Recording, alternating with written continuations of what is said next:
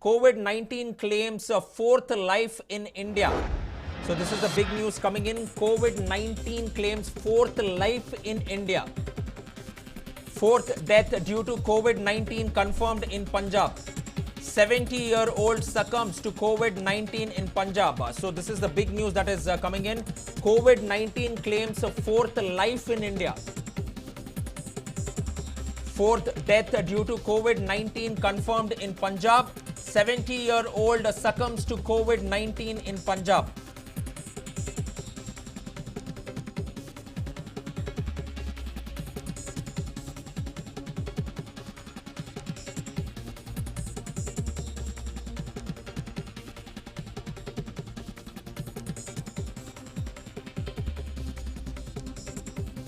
So now we are getting in information stating that a 70-year-old man has died due to COVID-19. COVID-19 has claimed the fourth life in India, and this death has been confirmed due to COVID-19 in Punjab, and the 70-year-old man has succumbed to COVID-19. So this is the big news that is coming in at this point of time. The death toll has increased in India to 4 now after 3 people died. The first death was reported from Karnataka, the third death was reported from Maharashtra, and now the fourth death is being reported from Punjab.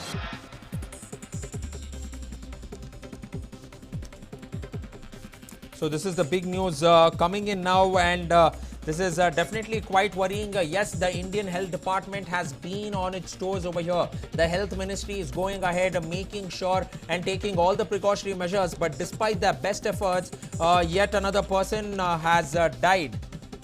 And this is the latest news that is coming in now. The toll rises as 4 died due to the COVID-19 outbreak.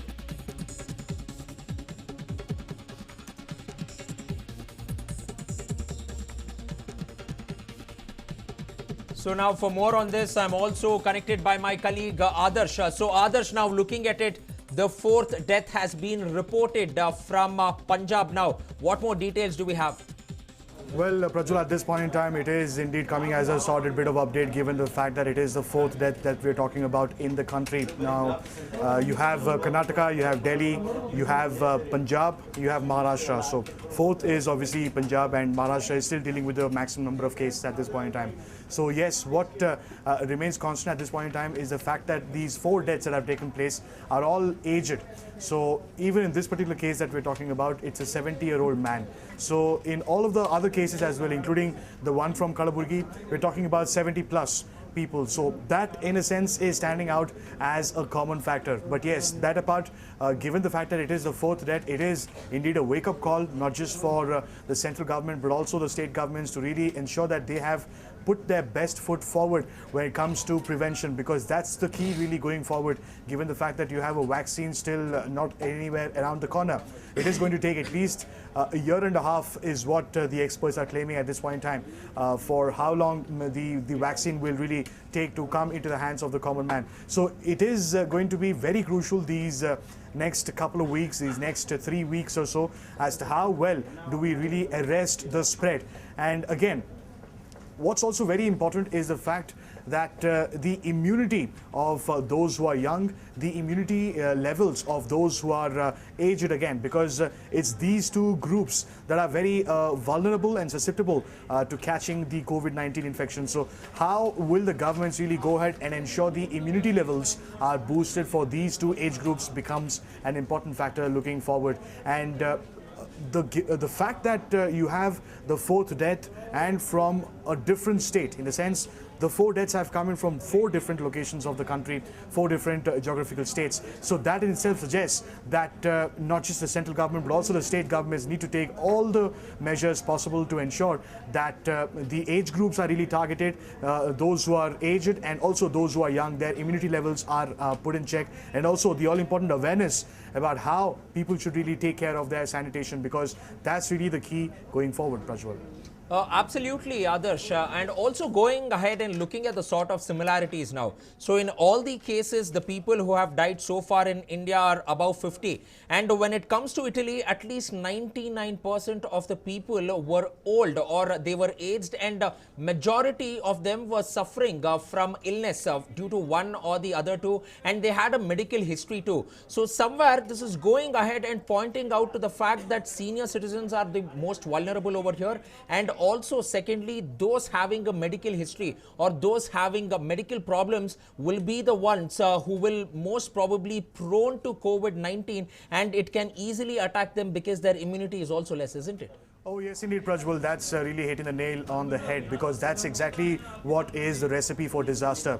Age factor, obviously, coupled with any past history of any kind of a flu or an influenza, really goes on to act as a recipe for an easy infection of the COVID-19. Now, even in this particular case that we're talking about, the 70-year-old who has lost his life in Punjab, he in fact initially complained of severe chest pain, and that is when he was taken to the hospital, and he eventually passed away.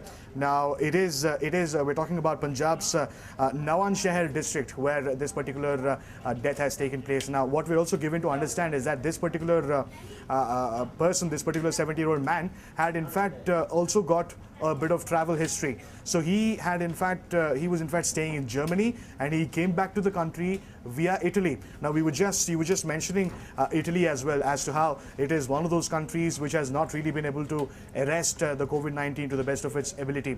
So it is again proving to be one of those countries which is a possible carrier for the COVID-19, given the fact that you have people coming into India as well from Italy. So in this particular case, that is exactly what has transpired. The 70-year-old man from Punjab had a travel history of Italy, and he had come down to Punjab, the home state. So yes, there again a question of whether that all-important screening at the airports was done in the right manner or not, because here you have a case where it is highly likely that this particular man had caught the infection when he was not here in India, when he was probably in Italy. So it is very clear that he was able to come into the country with COVID-19 on him. So how effective are the kind of detectors that we have at the airport, the screening mechanism? How effective is that? There needs to be an overhaul, at least when it comes to the arrest, ensuring that the pandemic is arrested through treatment, through proper treatment, and ensuring